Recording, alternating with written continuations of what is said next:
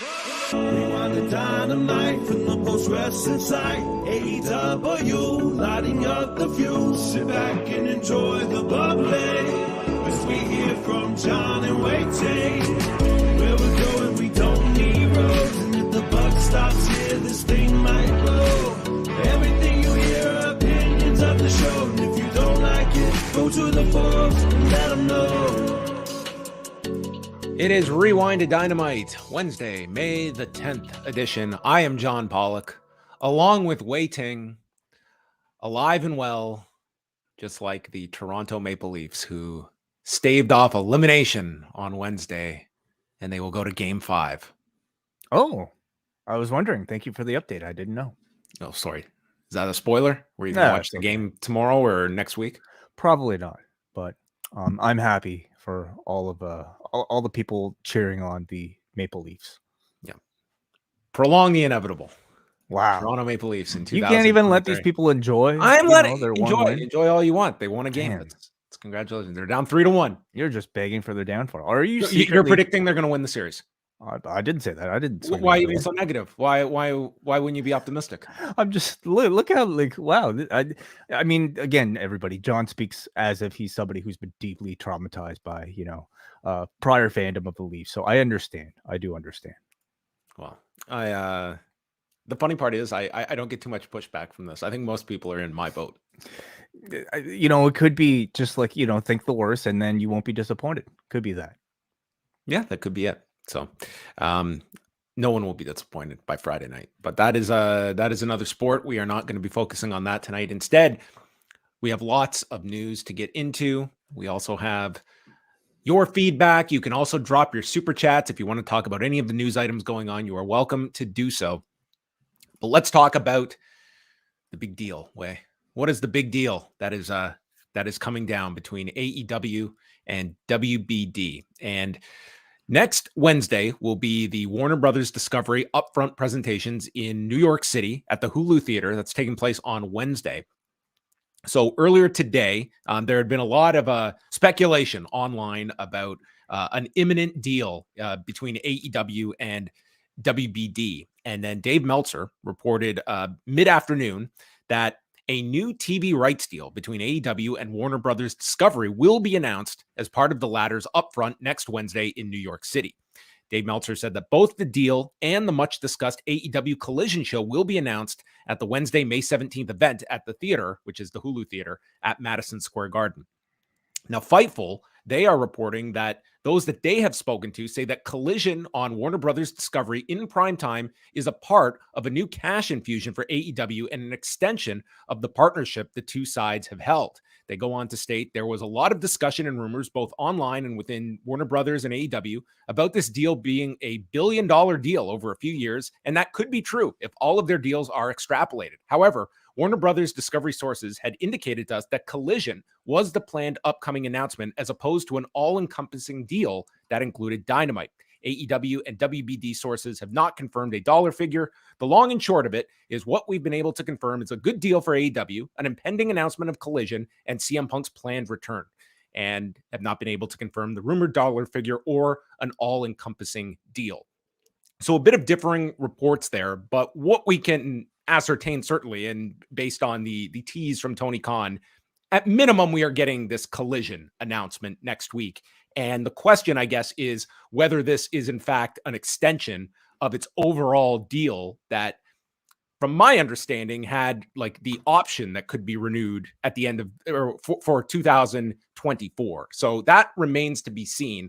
But speaking specifically to Collision, I mean, it was all but stated by Tony Khan that if you missed the announcement tonight, that there is so much talent and we believe we can produce more weekly content.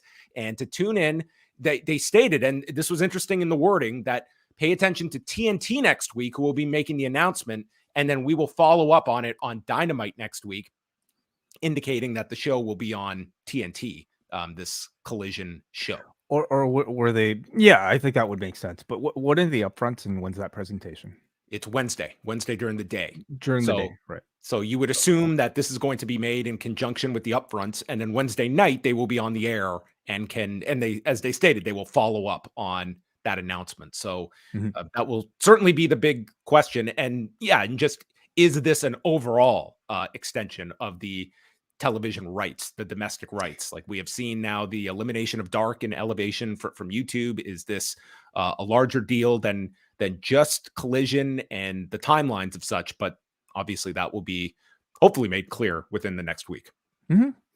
In either case, I mean, some very positive news, I would say, for AEW and Tony Khan and the growth of this company and their continued relationship with Warner Brothers Discovery. So I'm sure financially we'll figure out the details and whether I have to think at this point it was worthwhile enough. Does it preclude them from entering renegotiations for Dynamite later on? I guess we'll find out. But either case, it looks like their future with Warner Brothers Discovery is quite secure. Very secure, and you would assume that even if this is on its own Collision, like a significant infusion of cash, because Brandon Thurston and I did talk about this. This report had just come out as we were speaking today, but the fact that, and you should definitely listen as Brandon kind of broke down some numbers of what this could mean. We don't know what the dollar figure is, but Brandon used some Wrestlenomics math to figure out what would be a potential increase that AEW could possibly receive. But they're adding another night of TV, obviously. And the question will be, like we know of the Saturday date that they had scheduled in Canada in July. Is this going to be every Saturday night? Would there be, because that is a tough production schedule if you're talking about Wednesdays and Saturdays for that production team and people that have to be at both. Like it's great if talent is just scheduled on the Wednesday or the Saturday, but for people who have to go back and forth, I mean, that's tough when you're on the road Wednesday. And are you really traveling home on a Thursday to set out again on Friday? Do you put your people on the road for 2 days before they go to the Saturday one? I mean, there's logistical issues that come with that, but that's hopefully what a lot of zeros on a domestic rights deal can solve. For sure. Yeah. I would assume maybe, on pay-per-view weekends. And what does this mean for the future of AEW pay-per-views? Do they stop running Saturday shows? And are we exclusively on Sundays now? Because how would that work? I can't see a week necessarily being going head to head with an AEW pay-per-view with their own TV show. I would assume, maybe as has been speculated, that they might move to like a Wednesday, Thursday taping schedule, with like a Thursday being a taping for a Collision, plus, whether it be Ring of Honor or something else. Logistically and financially, that probably makes the most sense for their production. But of course, again, but a tougher night to draw than a Saturday night. Like it, but then you're looking at like, what is the, like overall, is that less headaches to do Thursday night?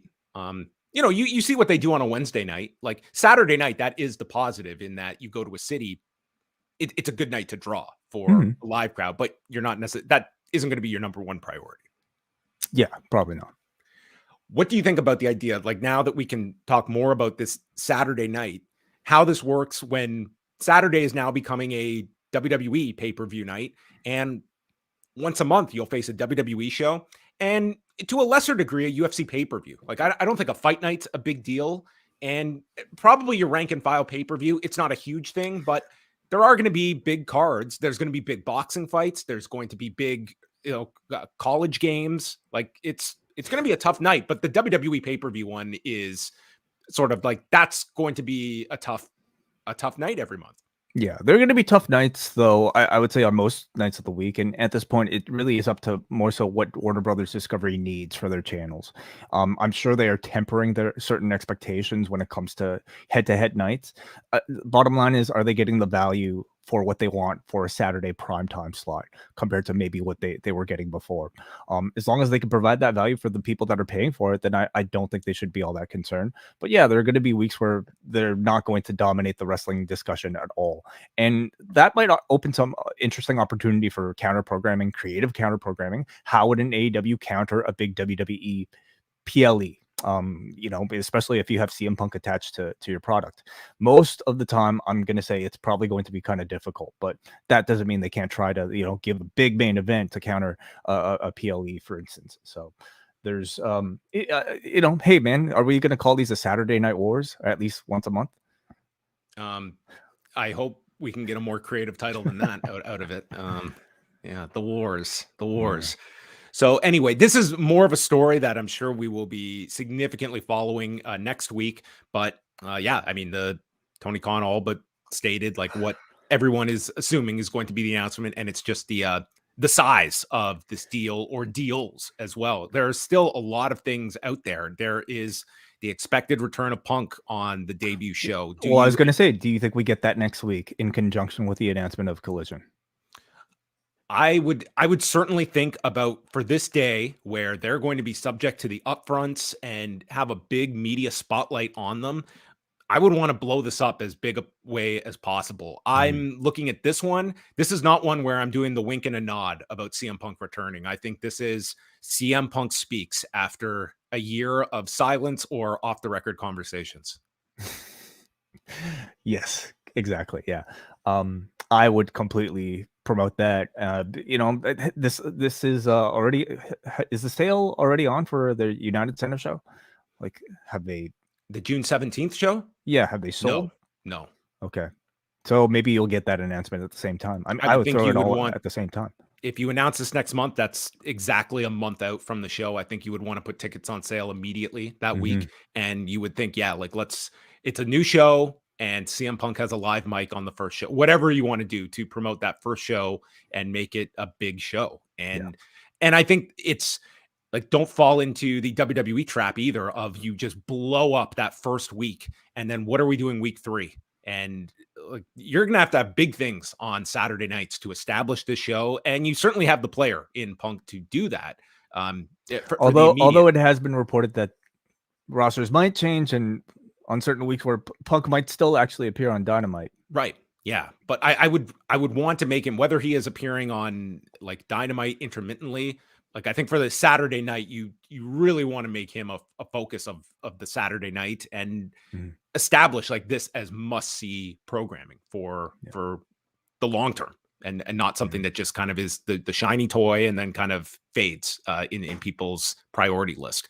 But that is anything else that is coming to mind for you when it comes to this? What are you going to do on a Saturday night? I don't. Yeah, I don't know. I feel like my family's going to be I'm going to have to talk with them about how I'm going to manage to fit this in on a Saturday evening. But I'm curious, like, the wrestling fans' appetite for something like this. Saturday nights for an A-run program is unusual. Or we haven't had it before. So are you not guys... in this generation? I mean, this is not. The Saturday at 6:05 was a staple for people, but that is, I mean, that ended in 2000 for all intents and purposes and was not a Saturday prime night time, really? 6:05 no, prime time? it's not prime time. Right.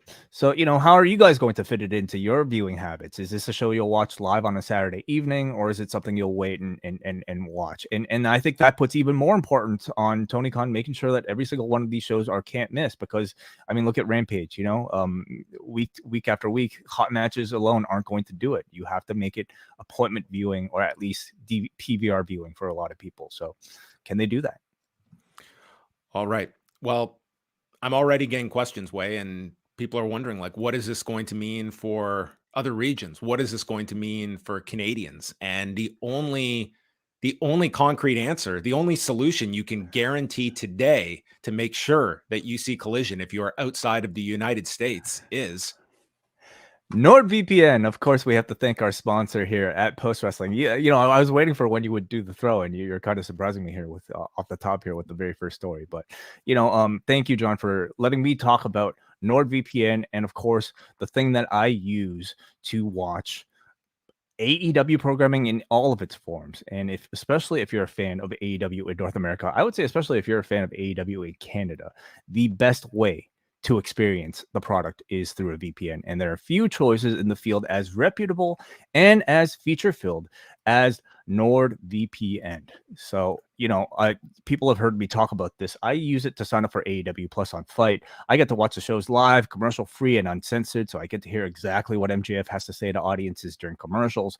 Every edition of AEW Dynamite and AEW Rampage are available through that service, and you can even pause and rewind at will, which is valuable for me. Now, we don't know if Collision is going to be a part of AEW Plus yet, but one can assume that there would be some deal and availability made for our friends, of course, who have access to AEW Plus, and that could be you if you use a VPN such as NordVPN. You can also use Nord to purchase subscriptions and even pay-per-views at a reduced price when you go through other countries. So I'm not going to sit here and kind of handhold everybody on the process, but it's really not all that difficult to figure out. All of this plus Nord's robust security features protect your internet browsing from ISPs, trackers, hackers, access geo-blocked content, and escape speed limits imposed by your internet provider. Sign up right now, nordvpn.com/postwrestling, and you can receive a discount on all plans, plus their current offer, which is 4 extra months on top of all 2-year subscriptions, or 3 extra months on top of all 1-year subscriptions. That's basically, if you're getting a 2-year subscription, you get 4 months on top of that. So you're basically paying $3.17 US a month on all standard plans. So if that's not enough, Nord offers a 30-day money back guarantee. So if you don't like it within a month, tell them you want your money back, and that's it. There's no reason there's no reason to say no, but there's also a reason why they continue to sponsor this show, and that's because I believe a lot of our listeners probably agree that this is a very useful tool. So again, nordvpn.com/postwrestling. Keep letting them know that you found them through us. Our thanks again for their sponsorship of Post. That is it. Every day with NordVPN, it's one more day that you can outsmart the internet and geo restrictions. Keeping on the AEW front, they did announce a return to Boston coming up on July the 19th, and they have run the Boston market. They've really, ran in that area frequently, but in Boston itself, they have run the Agganis Arena. They were there last April and did 5,600 paid, and then last November they did 3,400 paid. Well, this return on Wednesday the 19th, which would be about a month after this new show debuts, it's a Wednesday night where they would tape Dynamite and Rampage according to the advertising, but they have booked the TD Garden, which is the major arena in the city where the WWE runs, where the Celtics play, where the Bruins play, and for a WWE sellout, which they have sold out for the Survivor Series, for War Games last November, and a Raw back in March, it holds 13,000 plus. So this is a very big step up for AEW in the Boston market, and does tell you about,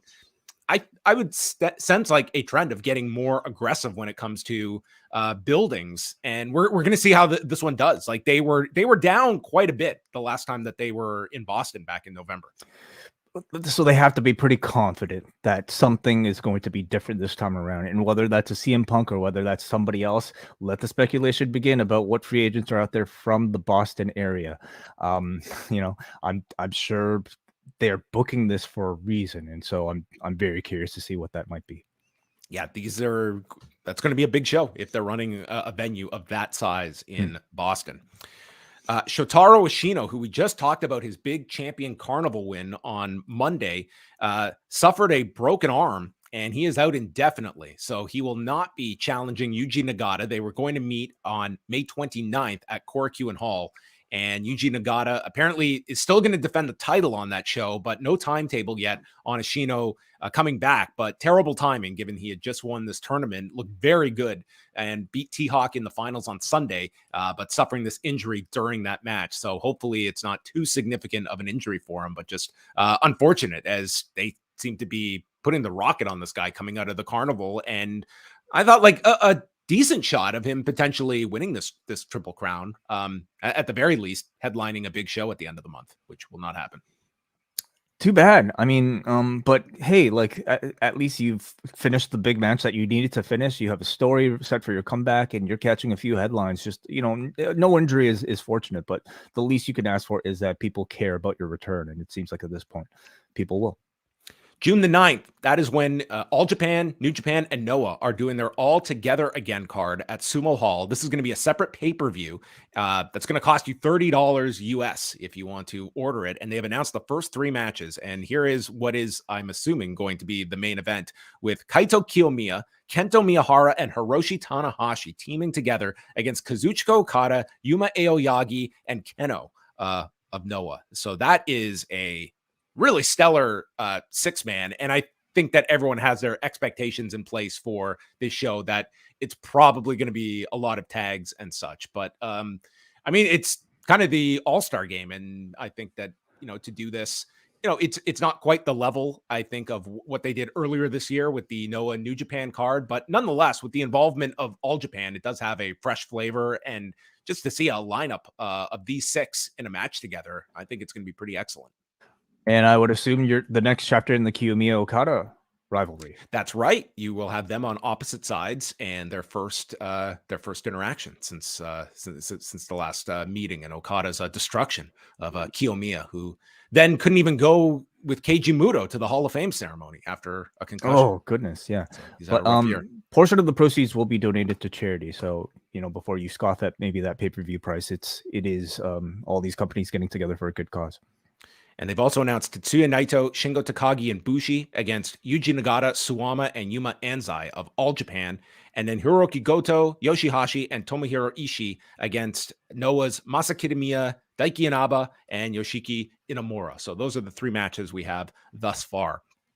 Looking ahead to Friday, that is when the Best of the Super Juniors tournament kicks off. I'm looking forward to this tournament quite a lot this year. It's a lot of matches per day, but this first card on Friday will start at 5:30 a.m. Eastern, and New Japan World is making this card free for everybody to see, and it's quite the lineup. You have Kevin Knight against Clark Connors, Ryusuke Taguchi against Taiji Ishimori, Dan Maloney, who was previously in NXT UK, is taking on Bushi, Kushida and Doki, Francesco Akira against Master Wato, Leo Rush against Sho, Yo will take on Robbie Eagles, Teton against TJP, El Desperado against Yoshinobu Kanemaru, and Hiromu Takahashi against Speedball Mike Bailey. So I think this tournament's going to be great this year. It's going to be mainly, you're going to get mostly 10 matches per show, which is sort of like what the G1 used to be years ago. But yeah, it goes through May 28th.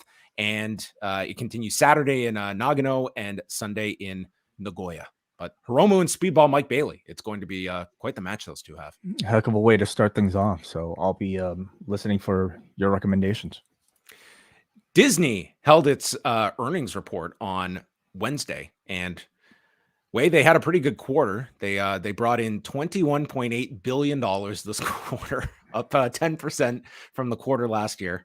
And so some of the notes as it relates to kind of their streaming business and, how it applies to ESPN, which is going to very much affect the entire cable industry. So their linear TV side was down 7%. This, of course, includes ESPN.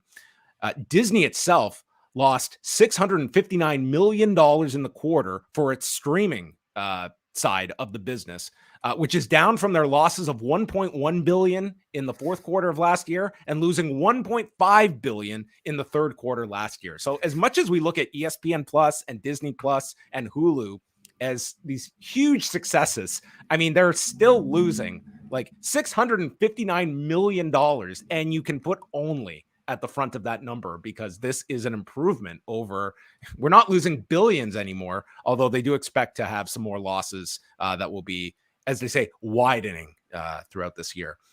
And their streaming revenue is $5.5 billion.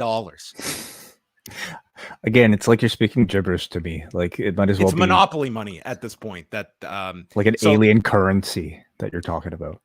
But this is obviously people are very focused on the discipline of many of these major streamers, and they have cited that through price increases and advertising, that's where they see their growth opportunities for streaming. So what they're looking to do is that they're going to raise the price on their ad-free tier, while their ad-supported tier would be modest due to superior economics. So they are just going to continue, like every January when we see ESPN Plus go up and UFC fans are just looking at their mounting streaming bill, it looks like this is just going to be baked in. Like they're just going to keep going higher and higher and higher with these. It was interesting. The last price increase, they kept the bundle at the same price. And I'm curious if they're going to see that bundle price increase as well. Do you have Disney Plus? Yes, I do. Is it worth your value? I only use it to watch the Marvel shows and the Star Wars shows, and that's enough for me to keep it around. I would say I do get value out of that. Wu-Tang is also great because we get Hulu with our Disney Plus here in Canada, so I've been watching that as well. I would say, yeah, I think it's worth it. Like, but something like this is not at all surprising. That's the game of every streamer.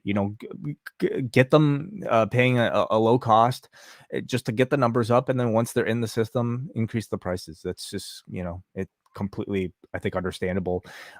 They just have to make sure that they have a good Marvel show coming out every few months in order to justify their pricing. Well, Disney Plus, it fell to 157.8 million subscribers. So put that into context that we're talking about Peacock is at 22 million paid subscribers and Disney Plus 157.8. So domestic subs only dropped 300,000 though. Their average revenue per user, which is a major statistic, that grew 20% domestically. ESPN Plus picked up 400,000 subs. And this all comes as Disney has just gone through 2 rounds of layoffs, affecting 4,000 jobs and noting $152 million in severance packages this past quarter. And another round of cuts is coming this summer, which is, to me, like the worst, is that you're not just going through these cuts, but you're telling people we're going through another round this summer. So that's just got to be awful. In total, they expect to affect 7,000 jobs. So you have at the same point, you're drastically cutting a lot of your a decent amount of your workforce when you're talking about 7,000 people at the same time to maintain these levels. Like, there's going to be still gigantic spending when it comes to programming. And when you have all of these sports rights that are coming up, like, that is where so much of your revenue is going to go towards. But Bob Iger did note that when it comes to ESPN, that ESPN will move to streaming when the timing is right and the pricing has been figured out. He added that all of these things are connected when he mentions ESPN, the cable bundle, and streaming profitability. And certain things need to be worked out before the company moves forward. So it's very much has moved from this theoretical of ESPN going to streaming and direct to consumer to just a matter of when. And that seems to be where no one quite knows, like, what is going to be that level that these cable homes fall to, that they're going to make that gigantic move. That is going to be pretty seismic for the cable industry if an ESPN moves direct to consumer, because that's going to be the signal of the heavyweight that is moving to streaming and how much impact that's going to have on, like, you would think the people that are holding on to cable are doing so for live sports, and ESPN having such a huge percentage of that programming. And if you're moving to streaming, like, what is that going to mean for the rest of the cable industry? Are your parents comfortable using streaming, or do they rely on cable television? No, not at all. So they rely on cable TV. Yes. Yeah. Mine are the same. My parents don't necessarily watch sports, but I imagine a lot of people whose parents are maybe in a similar boat do watch sports. And how much I had of that to teach audience? My dad 2 weeks ago how to put his phone on silent. He was getting complaints at work that his phone rang during meetings. It's like, this ring was good. You just let this ring? Of course they'd be annoyed at you. See, I've had to do the opposite, where my dad set his phone on silent and had no idea how to turn the volume back on. So all I'm saying is I feel like it might be a while before we move to a streaming exclusive industry, but it depends how big of a slice of the pie that those people make. It's funny, when we first got the internet, this is like late 90s, okay? Yeah. And my dad he set up an email for himself. And so he's trying to use the email. So he was just talking to the screen thinking it would pick up. And in 1999, I was like, this is ridiculous. And today, it's like, this is like this technology exists now. Like, this is he's how about 25 years early, but he's sounds like he's a bit of a futurist. But one day, John, you and I are going to be in these positions, and it's going to be our kids that are going to be, deciding whether or not to cut the cord. No, not on us, but I mean on our subscription services. Yes. Well, there you have it. That is the latest on the Disney front. But just very, it's a ton of attention is going to be placed on Disney and ESPN and how it permeates to all this other stuff that we talk about. Final things here. Raw ratings from Monday did 1,785,000 viewers, which was pretty much identical to the week before. They fell 5% in the demo at a 0.51. So they started low in the first hour, but then saw a 7% gain to 1,905,000 viewers in the second hour, which was higher than anything for the draft last week, any of the 3 hours, and then fell in the third hour, but was still their highest third hour since April 10th. And this was going against the Knicks and Heat that did almost 4.6 million viewers. And the last hour went against the Warriors and Lakers that did 7.5 million viewers. The fact that they had as big a gain as they had in the second hour, and that this third hour hardly got trounced by other third hour standards, I didn't look at this as just like maintaining. I thought like you had to be very happy with this number given what they were up against. Like this is significantly stronger NBA competition with the Warriors and Lakers in that third hour, and this was their highest third hour in almost a month. So I looked at this Raw number as very good, and several of their demos grew throughout the show. So whether you want to attribute that to this tournament that was had a show-long hook to it and driving people to that match at the end, coming off of a pay-per-view and the follow-up, whatever it was, this held up very well. When I think, like, had this been 2 years ago, what we were watching on Raw, I think this show would have been terribly low in comparison. Yeah. And, they had to put on a significant tournament, I would say, for with significant stakes attached to it in order to get there. And I think, to mitigate those losses, they managed to do a great job. Makes you perhaps wonder what they're giving up in order to achieve that. Like, is next week going to, maybe they're not as concerned about next week. They just wanted to get through this one. But, will this tournament and have enough momentum, for the next 2 weeks before we get to the Night of Champions? But sure, I'm also really curious to see what Dynamite does tonight going against similar competition. Tonight's Dynamite is going to be very tough. I would say if they're like last week was their lowest viewed Dynamite of the year, and I would say if they're anywhere close to that, like that's all you could hope for. Well, but again, we're seeing pay-per-view level shows here, and I have to like what's your realistic expectation for how this Dynamite would have done with this card? You see, we haven't seen Dynamite doing like gigantic spikes, even for shows that have been built up in a big way. But you would certainly hope that this would be number one. It was very much presented as a pay-per-view main event. Mm-hmm. They built it up for more than a week. It's a feud that is one of the biggest in AEW's history with two major stars, and they built it up throughout the show tonight. So I think you would have pretty lofty expectations of this being one of your better Dynamites, but against the Lakers and Warriors, that's the key. I mean, that's going to affect the West Coast viewership, right? Because the game didn't start until 10.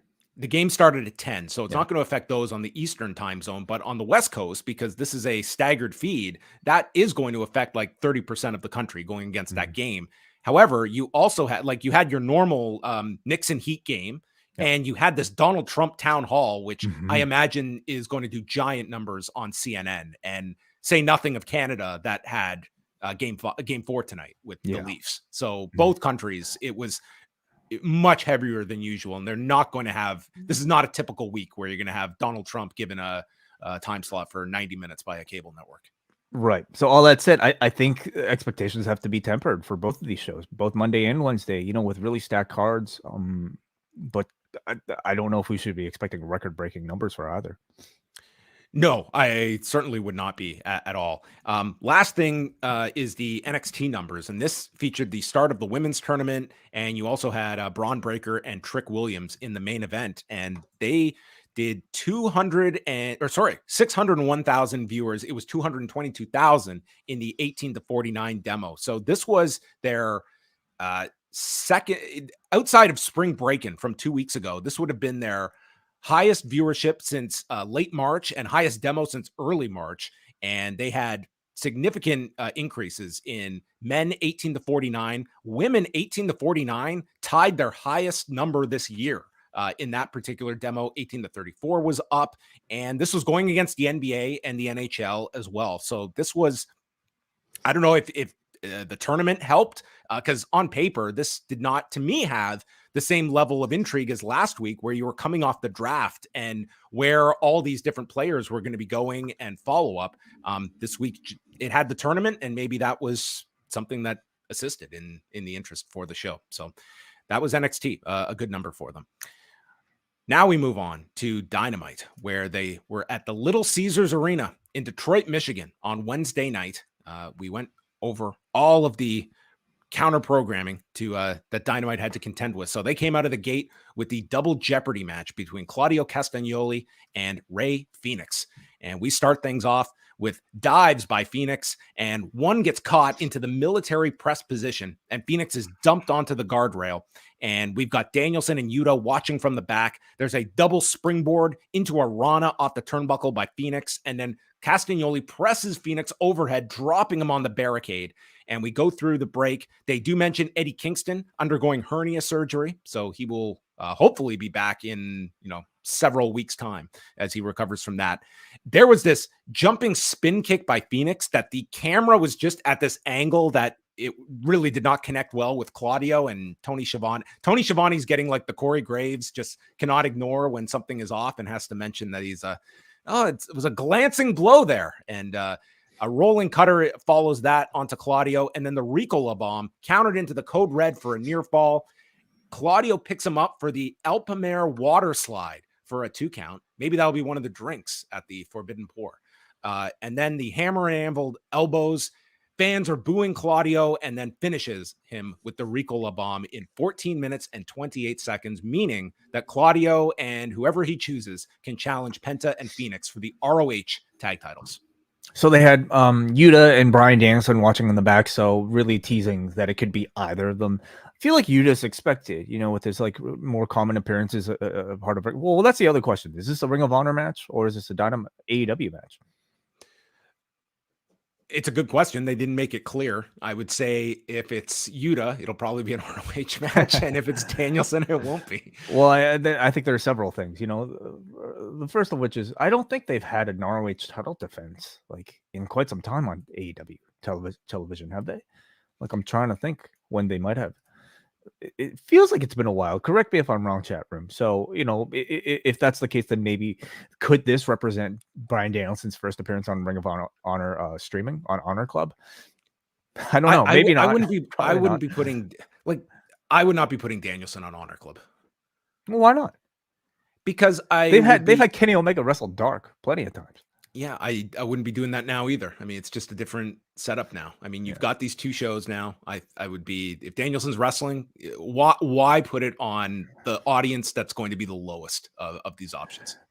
There are a lot of whys I could ask, with this whole Ring of Honor experiment. But I'm likely to agree with you that it'll probably be Claudio and Yuta.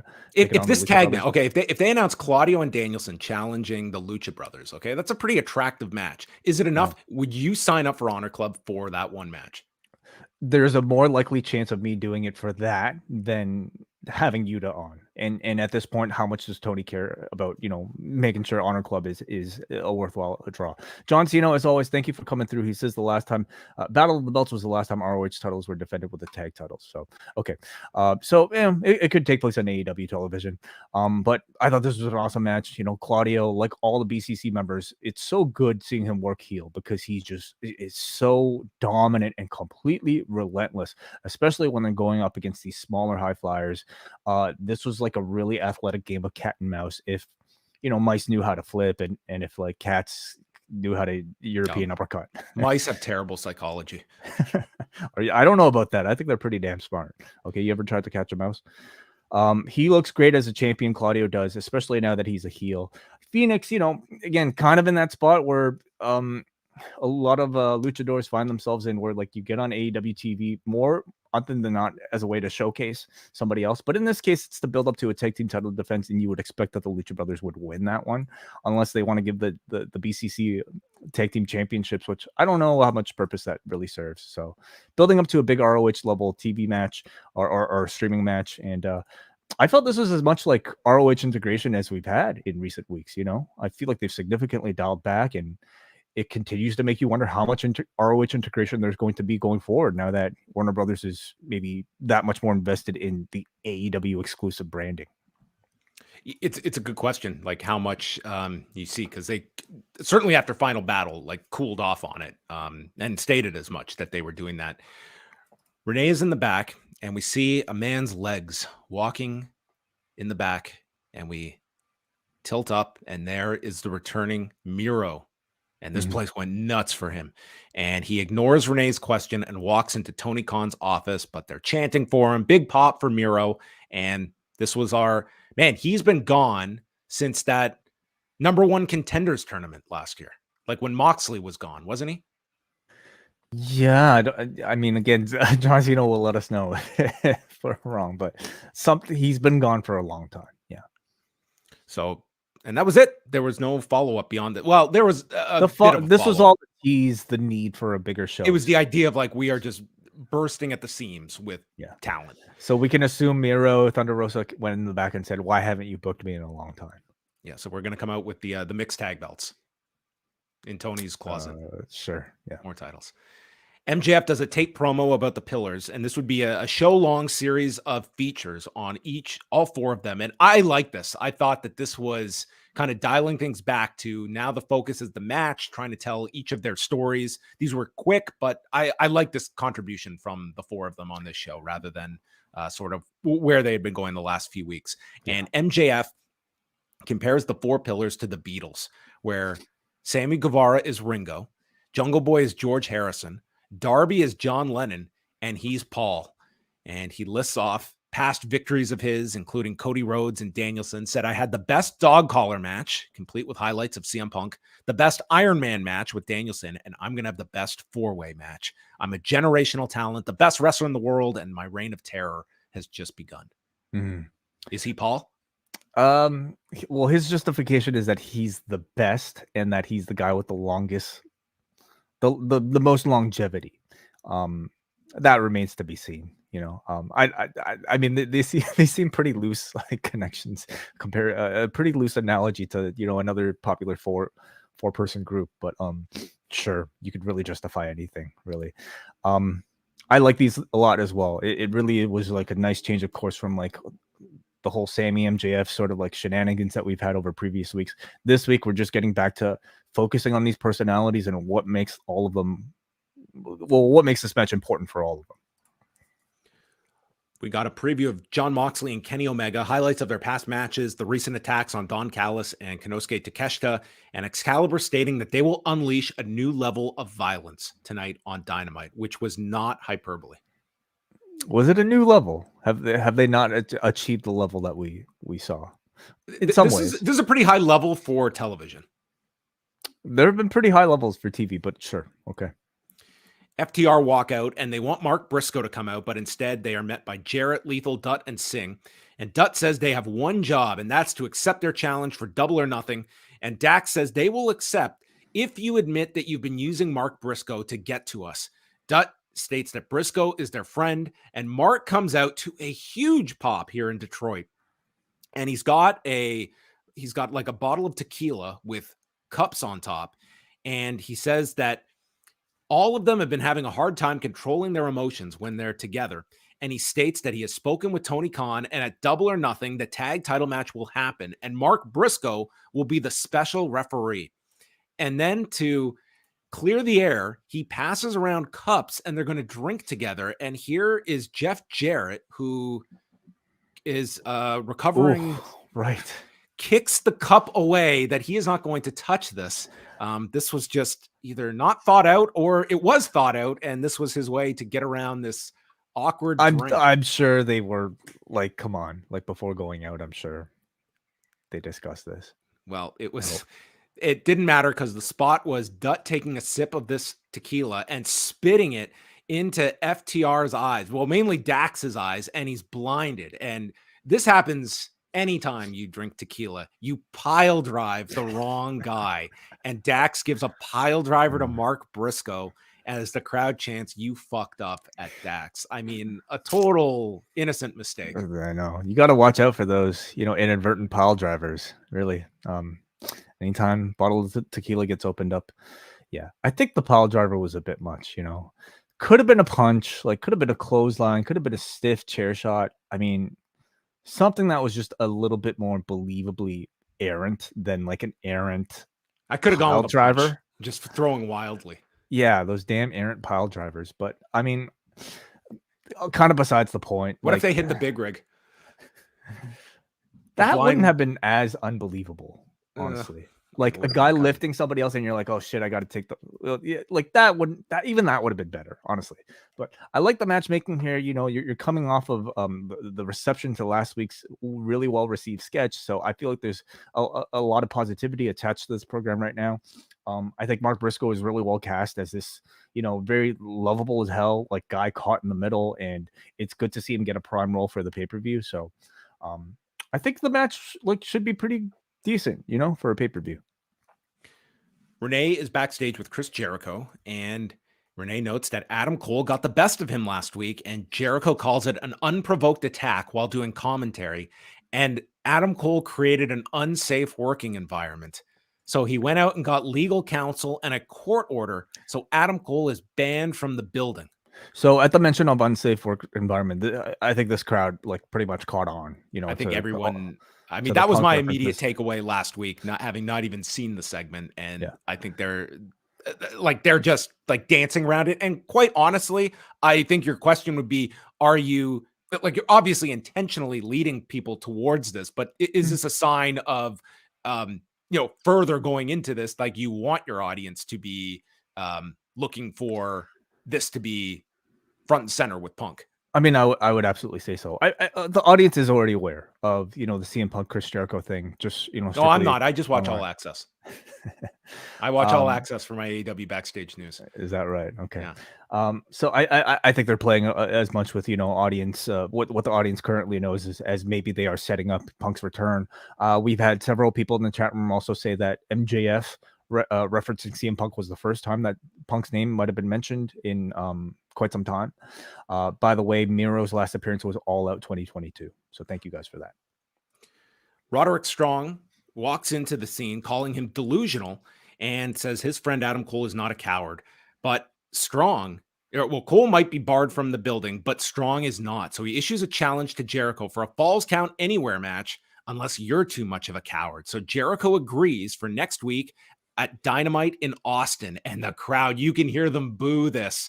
Yeah. I mean, to be fair, when does it's happened? It's actually happened recently, but man, it almost never happens where you get an impromptu match like this made on Dynamite. But nonetheless, the crowd wanted to see this match, which is a good thing that they were interested in this, but they're not getting it in person.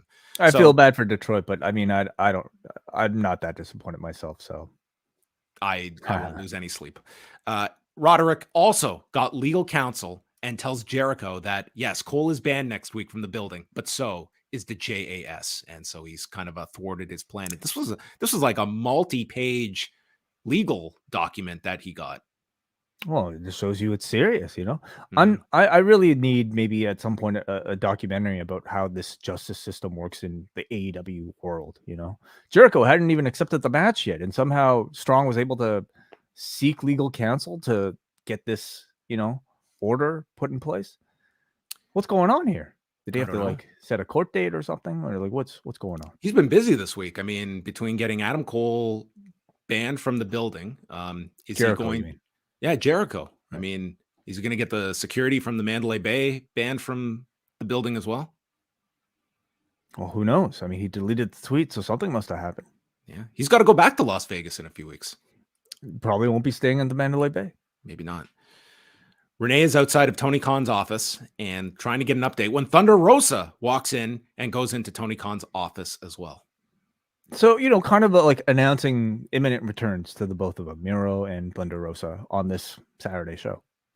The next video was from Sammy Guevara, the Black Sheep, as he calls himself, and wasn't supposed to be here in AEW, but was brought in by Jericho, and Jericho is part of this. I imagine this is all just footage from the Countdown special. That's what it seemed like here with the different videos and interviews from because it was so noticeably different in tone, from the Sammy that we've seen. This was pretty much all babyface Sammy. This was all access Sammy, talking about being an inspiration to children, and not at all in a smarmy way, so I did go back, and as I joke about All Access, I did go back and watch last week's episode, and dude, Sammy was the star of last week's show. They went back to like where he started wrestling, and his mom is there. His mom is awesome. She is this guy's biggest fan. And he's talking like he's doing the reality show, looking into the camera, giving this heartfelt speech, and he's like crying. And his mom walks into the scene to hug him, and it was like, this has been a good series in terms of humanizing Sammy Guevara, and maybe not the guy you would see as a babyface, like much better as a heel, but he's come off really well in this series. I just don't know if it's having the resonance with people. I just don't hear a whole lot of people talking about All Access, but I thought he was very good on last week's show. Cool. Thanks. Then we had Tony Khan stating that tonight is one of the strongest Dynamite cards ever.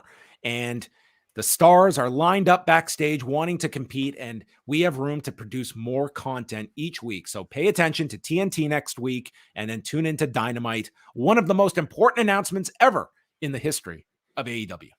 Mm-hmm. So this was a pre-announcement of the actual huge announcement to come next week. I would have loved if they had promoted this as Tony announcement of an announcement by Tony Khan tonight on the show. But this will be like, if it's just Collision, if it's larger than that, like this is a huge deal for the company. It's good. They're doing a good job building hype for this. Really, like, I think the media and the audience has mostly done it for themselves. But I think, as usual with like Dynamite, they're taking what they sense the audience already knows, and I think they're playing with it. So at this point, everybody pretty much knows. The verbiage he used tonight pretty much spelled it out exactly what the announcement will be. Again, how much more on top of it will he announce? But in either case, it's the fact that they're doing the week out gives everybody a chance to just think about it and talk about it for the next 7 days. And I think it's and how they announce it at the upfronts. Like, is this going to be something like, you would think that AEW will send some people to the upfronts. Like, how big of an involvement will AEW have at the upfronts? Like, that's a big deal too. Like how they are presented. I mean, if they're announcing Collision, so beyond Collision, maybe something involving All In, potentially on Max or anything of that sort. Max is going to be the major focus of the upfronts next week. Like, that is relaunching in like this month. So that's obviously going to be a very big focus at the upfronts. So it's not strictly a CM Punk focused announcement. So maybe you don't necessarily want him there, but if you think Collision is going to be a big enough thing, and if CM Punk is going to be the face of that show, would you not want Punk there? And if you're AEW, do you want your first CM Punk appearance to be at these upfronts? Or it could be, you just have a tight shot of a television contract and a mysterious hand signs it, picks it up, and then we look up and it's Kyle Fletcher. Could be that too. Okay. Aussie. Orange Cassidy and Daniel Garcia for the AEW International Championship. I thought this match was great. Cassidy is like, this guy is like going through the stations of the cross of AEW. Okay. And he is like he's got no hand left. His back is destroyed. And Tony Khan keeps booking this guy in matches every week. He wants to kill this guy. And Daniel Garcia was this week's assassin. So Garcia goes after the previously injured hand, and he's working on it. Garcia starts doing his dance for the crowd, and Taz calls it that awful, uncomfortable dance. And Garcia dumps him onto the edge of the apron, uses a bow and arrow, and then he does his dance, giving the audience the middle finger. So they continue to fight. Dragon screw by Garcia, and Orange is trying to fight back with forearms, not using the hand. And then Garcia places Cassidy's hands into his own pockets and then gets lifted into the beach break, and Garcia kicks out. And Excalibur notes that the hands were in Orange Cassidy's pockets, and therefore he couldn't get the full effect of the beach break by grabbing onto Garcia to hit the beach break. So it wasn't the full beach break. It was only like the beach bend. It's a good technique by Taz. That was it. The technique by Excalibur on this one. Oh, sorry. Yes. Garcia then starts delivering the weak kicks and then takes the wrist and blasts Cassidy in the face, hits a pile driver for a 2 count. And then Orange Cassidy winds up with this big right hand, and the camera was at the side where this just looked like this missed by a mile, as you could just see the punch delivered. It was just a bad angle. But nonetheless, they continue. And Maybe he had tequila in his eyes. Maybe there was tequila on the mat and he had spent so much time selling that he just absorbed the tequila, because this did look like a drunken punch. The Dragon Tamer is applied and Garcia wrenches back, moves to the triangle, and then to the label lock while stomping the bad hand. And they go through these series of reversals into a cradle. And then Cassidy ties up the arms, pinning Daniel Garcia at 13 minutes and 33 seconds. I missed over it, but there was one sequence when there was the counter into the stun dog that millionaire just totally got messed up, a rarity. But nonetheless, I thought this match was great though. I enjoyed it a lot with the work on the hand, Cassidy selling, and I thought that Daniel Garcia, to get 13 minutes on Dynamite, I thought he had a great performance. Yeah. We do have to mention like blown spots here and there because they're significant parts of the match, but most of the time they don't really affect my overall enjoyment, especially if the match is as strong as it was, throughout its duration like this was. There were real moments by the end of this match here where I really could have bought Cassidy dropping the title. Because the little bell lock and stomping the hand, they could have done it at this point. And I think that's what you're building towards, is that it's not going to be, I think, an obvious person that beats him. It's going to be the accumulation of damage and who's going to be the one to be in the ring when this guy finally just crumbles. Totally. They've done such a great job of conveying Cassidy's mounting injuries, and in a match like this, with Garcia being the type of wrestler that he is, I mean, being a submission-based wrestler is almost the exact kryptonite for somebody who's currently in Orange Cassidy's state. And so there were definitely moments throughout the end of this match where I really felt like they could have done the title change and it would have been completely justified. But it tells you that, hey, we're now at a stage of this Cassidy international title run where every match could potentially be his last match. And I think you could truly believe that. I mean, as long as the work is strong enough, as long as it's, the match is strong enough. But part of me feels like they might still be saving this for a big setting, maybe on a pay-per-view, maybe with the right feud, right guy for them to finally take the title off of Cassidy. But I think he's just been amazing, really. You have to put him in the running for certainly top AEW Wrestler of the Year. I don't know if he's had maybe the sort of impact to be considered Wrestler of the Year, but in terms of consistency, in terms of the frequency of his defenses, he really has been outstanding. Yeah, I think come the end of the year, when you sort of catalog all these television matches and look at the level of them, I think it's going to be pretty impressive if he keeps this up, at least through the first half of the year. This has been a stellar run for him and has established a title that no one was giving any time to when it was first introduced. And it's become like the Orange Cassidy title. It puts it above the TNT. I would think so. I think everyone looks at this as a prestigious title now, and it will mean something when he loses this title. And given the way he is booked, I assume he'll be defending this title on both shows every week. And put him on ROH as well. Yeah, Rampage. Just do them all. Why not? The Outcasts note that Hikaru Shida is back in Japan, but she will be here next week, and they have issued a trios challenge to Britt Baker, Hayter, and Shida. So that is going to happen next week in Austin, Texas. It's a lot of flying back and forth. It's a lot of flying. Yeah. She was here last week, and then she flies to Japan and then flies back. I guess if you're not booked on this show, are you really going to stay 2 weeks to get to the next show? It's just a long commute. That's all. Yeah, it is. Christian Cage comes out. What a segment this was with Luchasaurus. And this dude is I can't believe I'm saying this, Dominic Mysterio level heel. Tonight he was, Christian absolutely. Cage, man, he was hated in Detroit. And he notes that Wardlow and Arn Anderson are not here tonight. And he is the number one contender for the TNT title. Why? Because I'm Christian Cage. And this place, they don't want to let him speak. But Christian he doesn't care. He's got his message to deliver, and asks why all these wrestlers have daddy issues in AEW, bringing up Jack Perry, but now Wardlow as well, mentioning, the speech that he gave about his father. And says that Wardlow also had a father, but I'm not going to speak about him because he wasn't famous and I'm not going to waste my breath. But now he's found a father figure in Arn Anderson. And then he says, and it turns out that Arn was looking for a new son himself. And dude, I thought that this was going to be the most tasteless promo ever. Okay. For those that forget, Arn Anderson's son recently died. His other son, yes. His other son. Where this went, though, was referring to Brock Anderson. But the pause here, I mean, I was just very thankful they did not go that route. I think that would have been so horrible. And that's been the Christian Cage character, too. True. Yeah.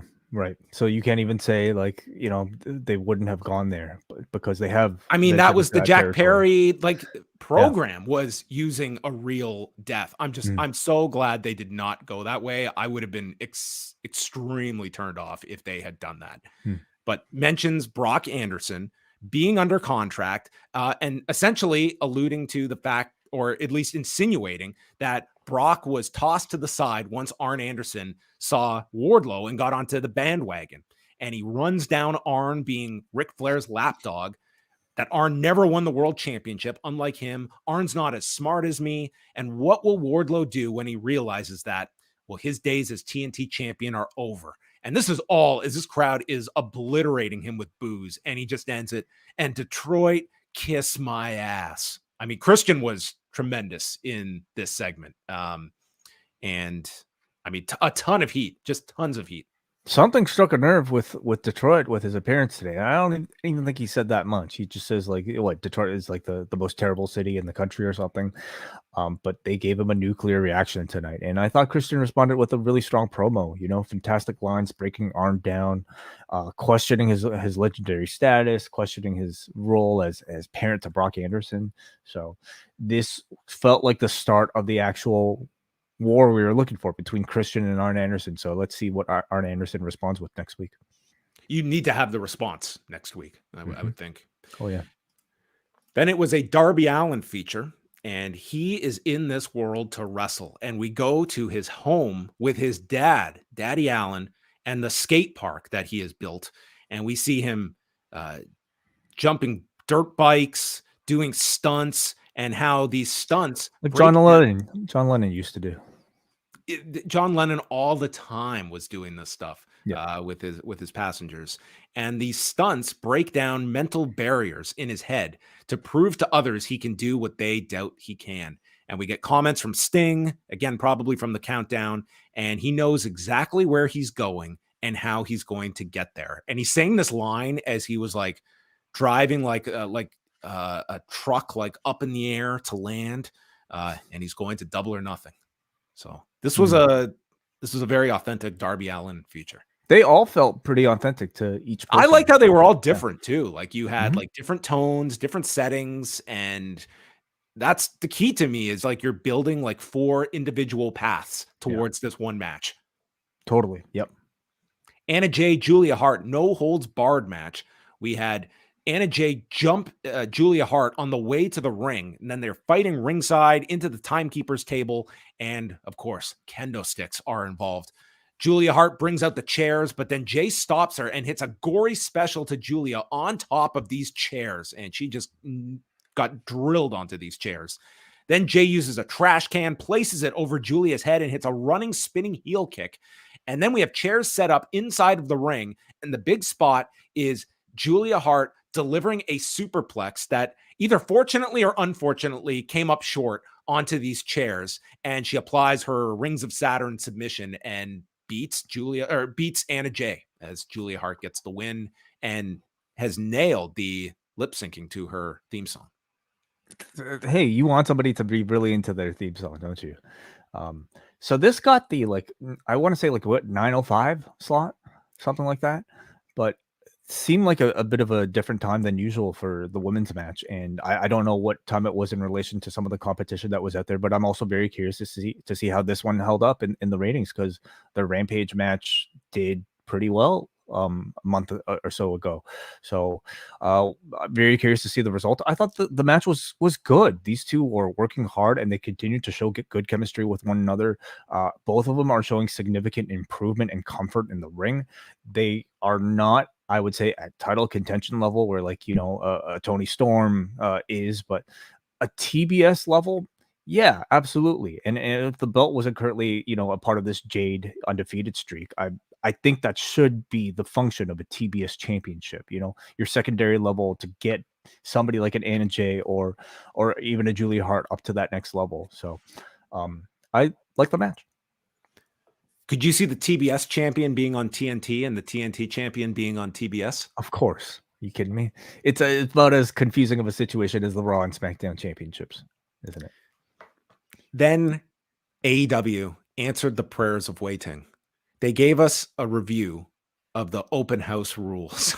Clearly, we were not the only people confused. Okay? No, Buddy Matthews actually clarified it online, and then we got this description. So, and you were right. Like, the dealer's choice it's actually the most significant of the four because it's the one that the challengers get to make one rule on top of 20 count out or a count of 20. DQ is enforced and no rope breaks. Correct. Yeah. So the dealer's choice, the challengers get to pick. So Renee is with Bandido and the Best Friends, and Trent says tonight is the big one. They're going to win. And she explains the dealer's choice, and they had no idea about this. So Trent decides that their stipulation is that all witches are barred from ringside, mentioning the scary witch, Julia Hart, that they just saw out there. Just their way of saying Julia Hart's banned. So, yeah. I guess last week, they just somehow blended the DQ and the dealer's choice within the same line, and that seemed to trip people up. It is sort of like it was not explained clearly about the dealer's choice. It's sort of like a weird. I get the 20 count. I think that's fair. I think no rope break is also fair. It's weird to hear what are effectively heels say DQ is enforced, especially heels that are as aggressive and violent as the House of Black, they're so tough they don't want any rope breaks, but they want DQs. That part kind of threw me off, but anyway, it's fine. We get it now. No, you got to have some barriers. You got to have some rules. Right. It's just an unjust society. So the House of Black against Bandido and Best Friends. And now for these House of Black open house rules matches, they have darkened the arena. What do you think about this? I thought it looked awesome. I mean, it's basically kind of the spotlight they give, anytime there's a, title match announcement. It's perfect. I think it adds further sort of uniqueness to these trios matches, and it completely works for the House of Black's gimmick. It's you didn't like it? I didn't have a strong opinion either way. I would argue that it's something distinct. They're trying to make this different from the others. I'm also watching this, and it feels like I'm watching old foot, when they'd have a house show footage. And it's you've got 8,000 people here, and you can't even tell who's there. But you're one trying to specific separate match this from everything else. Yeah, if the whole show was like this, it wouldn't be great. But for one specific match in the body of the show, I think it's great. It's not red, so I'm not going to complain. Sure, yes. The red light I wouldn't have the patience for. So there's a knee bar to Bandido, and this is the first time we get he gets to the rope, and he cannot get the rope break. So he's got to basically pull himself to the floor to break free. Trent lands his tornado DDT on Buddy Matthews, and then a double stomp out of the corner. Bandido gets a big pop for the tag and hits a huge tornillo, and then a crucifix bomb onto Brody King, followed by a tope gun hero onto Black and King, and then goes for a springboard and is drilled by a flying knee from Matthews. And after Taylor hits Soul Food, he is taken and hit with Dante's Inferno as Brody King pins Taylor in 8 minutes and 13 seconds. I thought this ended up being a good showcase of these House of Black rules and this House of Black, really trios. In terms of presentation and mystique, they might be the coolest looking group in pro wrestling. And I think they continue to do a great job of making the group feel special, of making the trios feel special, and distinct from the tag team championships. Orange Cassidy is then shown being laid out backstage. He had been watching the match, and we tilt up, and there is the assailant, Kyle Fletcher, who grabs the international title, and there was an audible pin that hit the floor, in section 105 when this reveal was made. I'm a big fan of Kyle Fletcher, but to expect this to generate a pop was, well, maybe it is not crazy to think that your AEW audience would react to this, but they did not. I don't even know if it was expected to really generate that much of a pop. I mean, yeah, it was like a reveal, right? Like they did the exact same thing with Miro, and granted, it's not the same thing, but when you do something like that, that's the kind of reveal that people want to see, and it's Kyle Fletcher. So what did they announce this for? Dynamite? Oh, so Kyle Fletcher's going to wrestle on Rampage. Wrestling Action Andretti, and obviously this will be a match that will happen at some point. Yeah. So it's another, person for Orange Cassidy. Can Kyle Fletcher convince us that he might have a chance of winning this championship? No. Wait till you see the match. Damn. Then Jack Perry is showing where he explains training at the age of 9 in his backyard, living out his dream. And we get clips from Christian Cage here, who is sort of, we've kind of got like the mentors for the challengers that we heard from, like with Jericho, with Guevara, with Sting and Darby. And for Jack Perry, it is Christian Cage that they're using for this role. And he states that Jack Perry had the most talent of the 4 pillars, and I stand by that. And he says he can win the title if he gets his head out of his ass. So this was Cage, like still staying in his character, but putting over Jack Perry. I like this a lot. It shows you that, as much as these two have gone through together, he's not willing to lie about how talented he thinks this guy is. So if you buried me though in a casket, I don't care how talented you are, I would never pick you to win a 4-way match. Right. Well, I won't bury you. Okay. Like that's like worry. You tried to kill me. Well, he's alive. That's true. If he failed at it, I mean, maybe he feels bad about the failure. So he says, this is a good line. He's like, I didn't grow up dreaming about singing show tunes on TV as they've got the B-roll of MJF, and I don't need to take shortcuts. And to varying degrees, I don't like any of these guys, but all of us are hungry, and this is going to be spectacular. I thought this was so much better than some of Jack Perry's other promos that have been tough, like inside of the ring, but this to me was one of his better promos. And granted, it was edited, but that's the magic of editing, is put the best message forward. And some of it was editing, but I think like in a setting where he's not necessarily required to play professional wrestler, where he doesn't have to like just talk like I don't know, like a tough guy. I think he sounds great. He sounded really natural here, and he sounds really good just speaking as himself on camera. Here is the lineup. Rampage, Saturday night at 10 Eastern, has the Acclaimed and Billy Gunn against the Butcher, Blade, and Kip Sabian. Kyle Fletcher against Action Andretti. Tony Storm. Kyle Fletcher and the Toronto Maple Leafs. Clearly, two things that John Pollock has opinions on. Well, maybe you could get Dubas and Fletcher together, the Kyles. Tony Storm against Detroit's own Allison Kay. Swerve Strickland and Brian Cage against John Silver and Alex Reynolds, and the Guns will speak. So if you don't have plans Saturday night at 10, do you have plans now? I do have plans. This is a Rampage lineup. Yeah. Yeah, clearly, like, I don't think they're trying to rehab the image of Rampage at all at this point. It's, as the comparison has been made to Sunday Night Heat, and it's there if you want to watch that much more wrestling after SmackDown. And some will, yes, but it'll be a smaller number than now. And then Dynamite next week in Austin has the Falls Count Anywhere match, Jericho against Roderick Strong, Jamie Hayter, Britt Baker, and Hikaru Shida against the Outcast, and Ricky Starks versus Jay White, which we had a video with promos from each guy. So it kind of makes you wonder, like, what do they have in store for Jay White or Ricky Starks at the pay-per-view if they're doing this on Dynamite?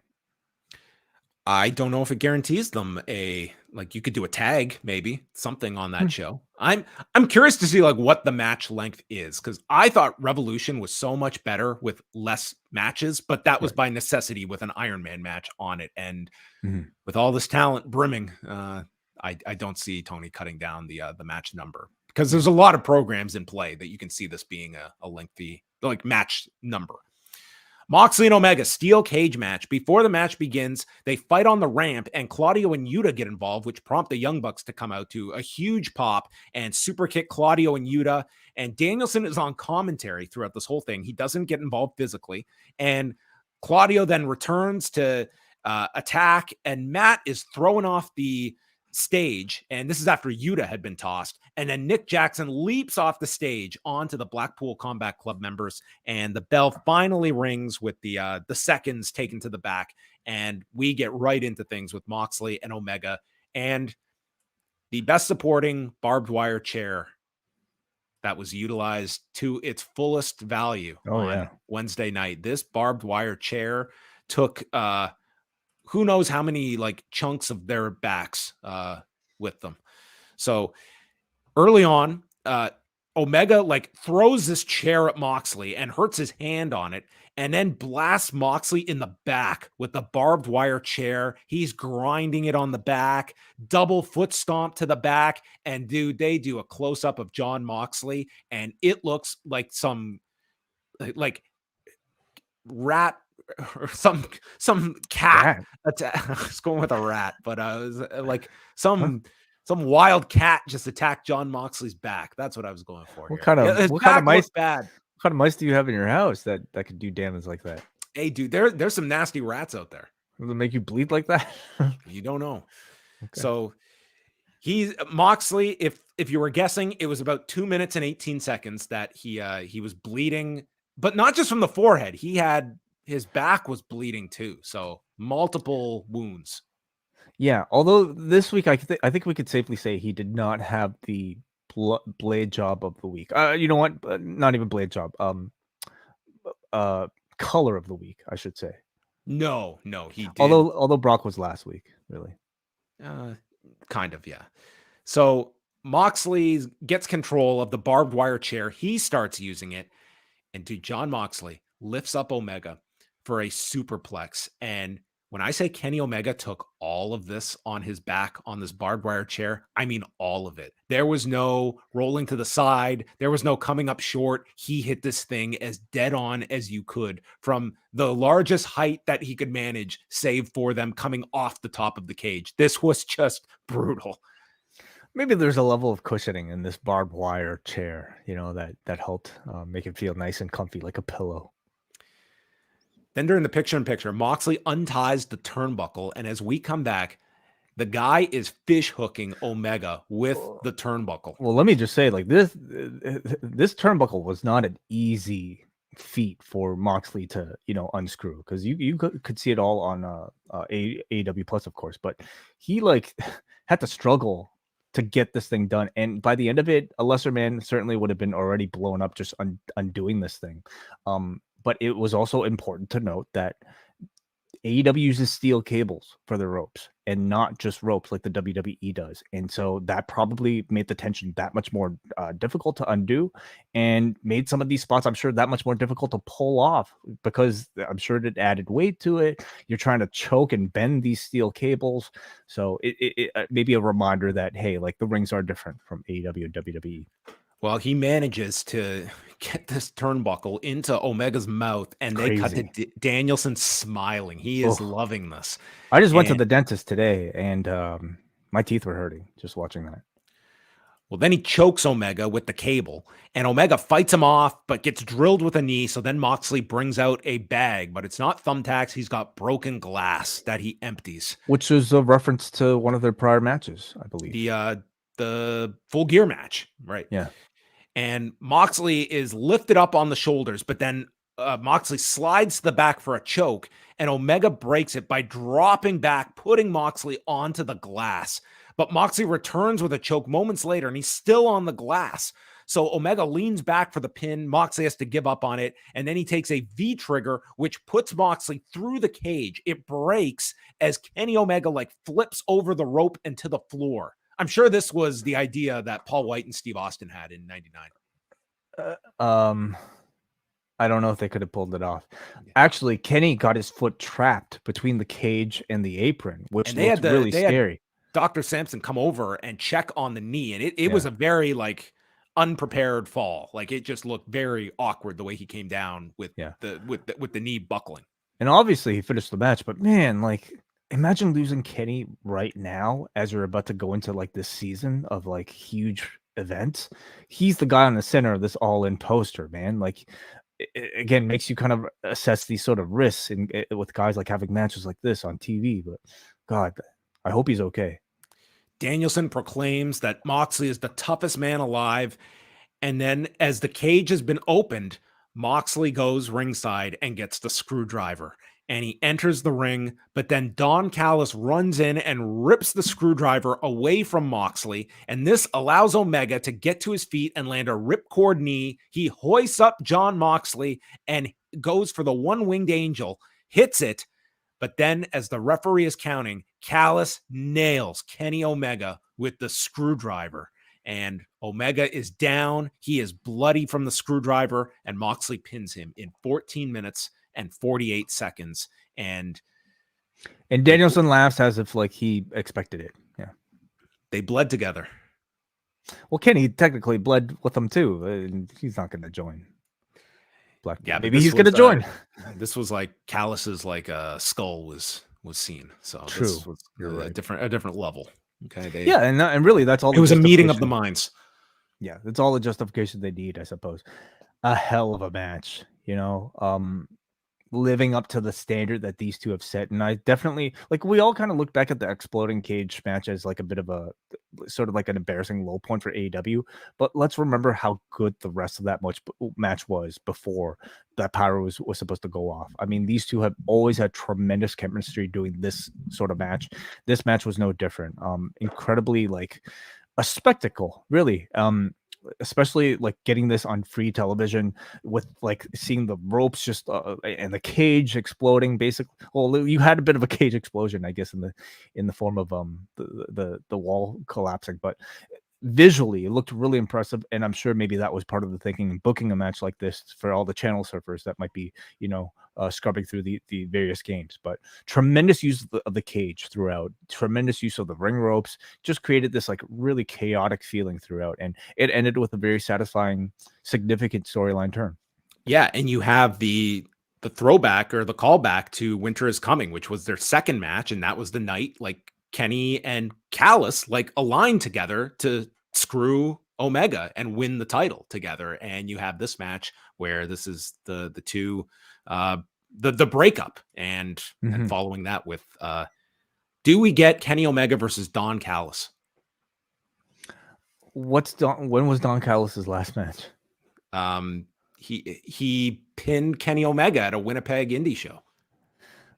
I'm guessing no. But I mean, could he tag? Could he play like a Sanjay Dutt level type of like guy who might just tag in, do a spot, and then tag out? Yeah, certainly. Yeah, this was I mean, for what it was, like this was a very violent, but in terms of like a violent spectacle, this was everything it was advertised to be, with a big angle at the end that I think people could you could certainly, the way that the commentary was constantly bringing up too as well, like Don Callis considers Kenny Omega family. Like they were certainly like setting the table for it throughout the match. I thought they did a very good job calling the match as well. So I thought a really strong episode of Dynamite. I did too. Yeah. And when you set out with a card like this, I mean, it's going to be hard for these wrestlers to not deliver. This is a very strongly booked and a very strongly delivered and a strongly executed edition of Dynamite. So I hope for NBA playoff competition every week. Wouldn't that be wonderful if we year-long playoffs? Sure. Yeah, just every game every week, every Wednesday should be the Lakers versus the Warriors. All right. Well, let's go on over to super chats and feedback. If you want to get your thoughts in on tonight's episode of Dynamite, we're going to start off. We're going to start off here with the super chat from Matt Hahn, who sends $5. Thank you for the support, Matt. He says, is Danielson cleared? I've noticed he hasn't gotten physical in weeks. Also, I can't wait for these Callis promos. I mean, that was the thinking when he made his return, but then he did get involved in that segment. Remember where he was sitting in the corner, but then he did get involved physically in that same segment. Yeah. Now, did he take bumps? Like, I mean, we're probably going to have to, do a little bit of digging But if it's a layoff, maybe they're just being conservative and, you know, saving him for a real match, because I imagine he's going to be wrestling. Last time he had a real match, though, was the Iron Man match. So, Well, let's go to Bruce Lord, who writes, after a ho-hum month or two, this was a roaring return to the type of Dynamite we all love. One night of Four Pillars pre-tapes did more for that program than all of the perfunctory in-ring promos thus far. Cassidy's reign continues to be fantastic, and the main event felt like a classic from the territory days, with a whole slew of returns and angles. What was yesterday a promotion with only one truly hot program feels reinvigorated. Credit also due to the crowd, who seemed fully appreciative of the level of show they were getting. Between All In, the rumored new TV deal, and quote tweeting Bix, Tony obviously has a ton on his plate, but in terms of Forbidden Door, do you anticipate anything being formally announced before Double or Nothing, or would it be best to focus solely on a card, which still seems a bit fuzzy with less than 3 weeks to go? do we anticipate anything announced for Forbidden Door before Double or Nothing? I don't think so. I'll say no. Yeah. I don't know why. It's sold out. Like, why do you need to announce it in advance? Yeah, I mean, they might do something with like, you know, these sort of Kyle Fletchers, like, you know, coming in and maybe potentially building to some sort of well, you know, direction. they've all but said Aussie Open and FTR is the direction for Forbidden Door. I think people can figure like stuff that's out, but announcing that before the May pay-per-view, they haven't done that on Dynamite though. Like they haven't really kind of sold those rivalries on Dynamite. But yeah, I wouldn't expect any sort of formal match announcements until afterwards. Let's go to Steve Grows Weed, who says 10 out of 10 show tonight. Great main event. Don Callis got a little awkward at the end. He didn't really know what to do with himself. The cage match had me cringe in all kinds. Kenny stomping the barbed wire on Moxley looked horrible. The chair slid across his back. I thought he was going to be in a way worse shape.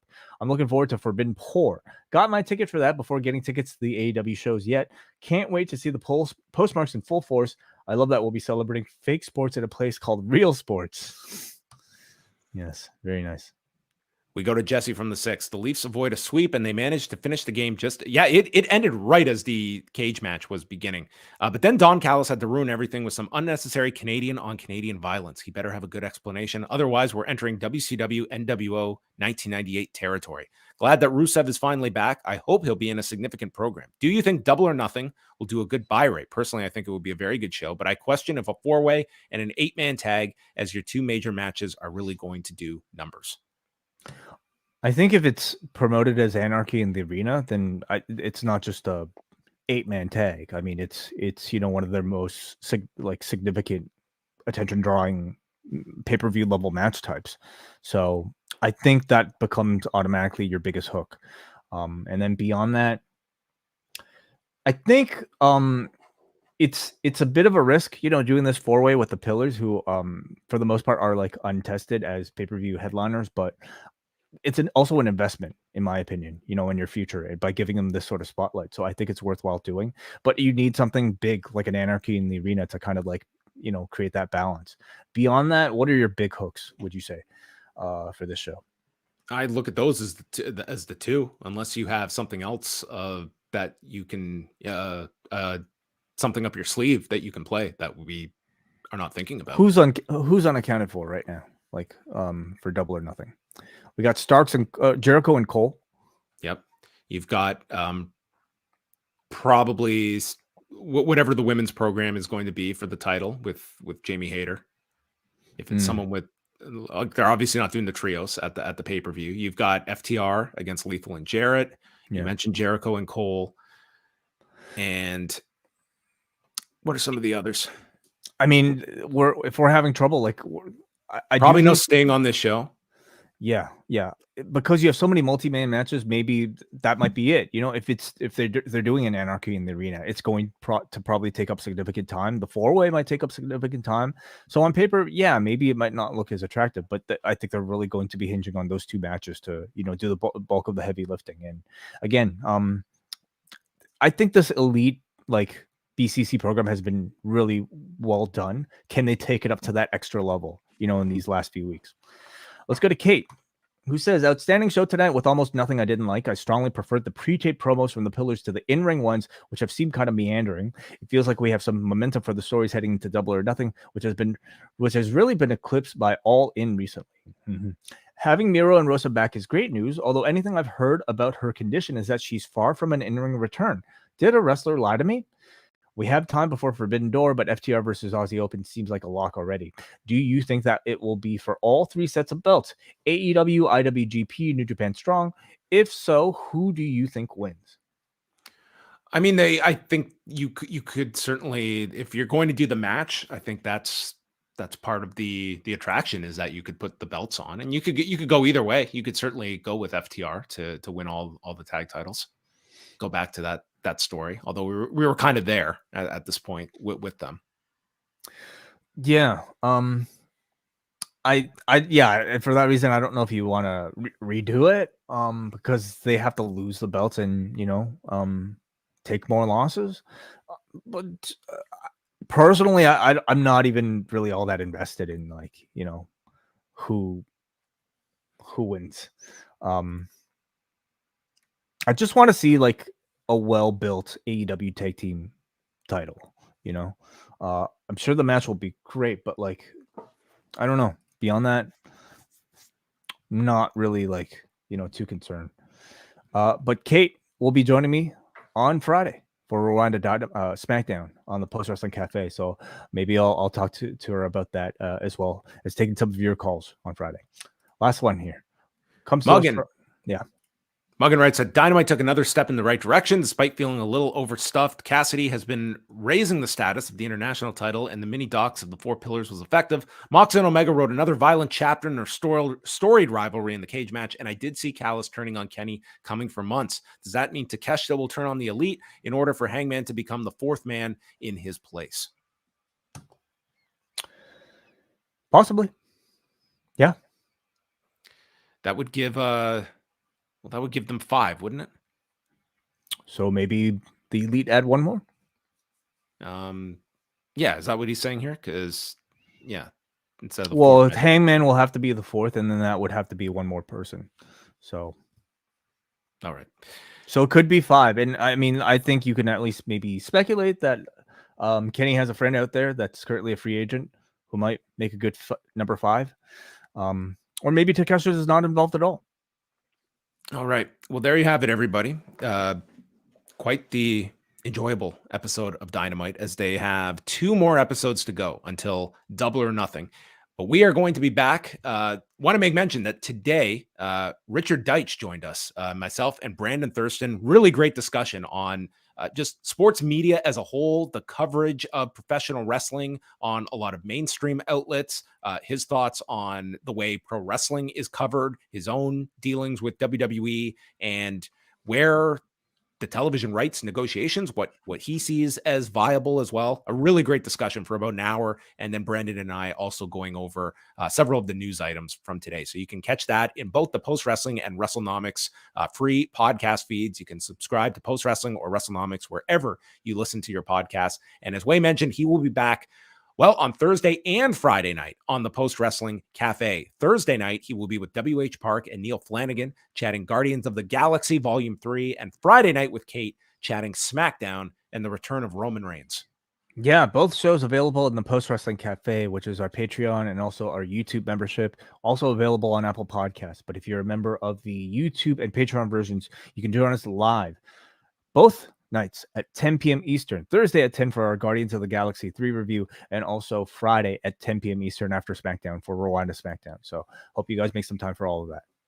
And the last thing, the Forbidden Pour is going down Sunday, June the 25th. A lot of tickets being picked up by listeners, readers, etc. of the post-wrestling Poison Rana communities. So we will be hosting a live edition of Post Wrestling at 3 p.m. Eastern time at Real Sports, 15 York Street, on the 2nd floor, right next to the Scotiabank Arena, the site of the Forbidden Door pay-per-view. So come hang out with us for several hours, go watch the pay-per-view, and then the night is only beginning because the after party begins as soon as Forbidden Door ends. So make your way back to Real Sports, and you can hang out into the wee hours with all of your favorite post-wrestling people, wrestling karaoke, wrestling drinks, God knows what else will be happening. But the Forbidden Pour happening on Sunday, June the 25th. You can get your tickets, postwrestling.com/live.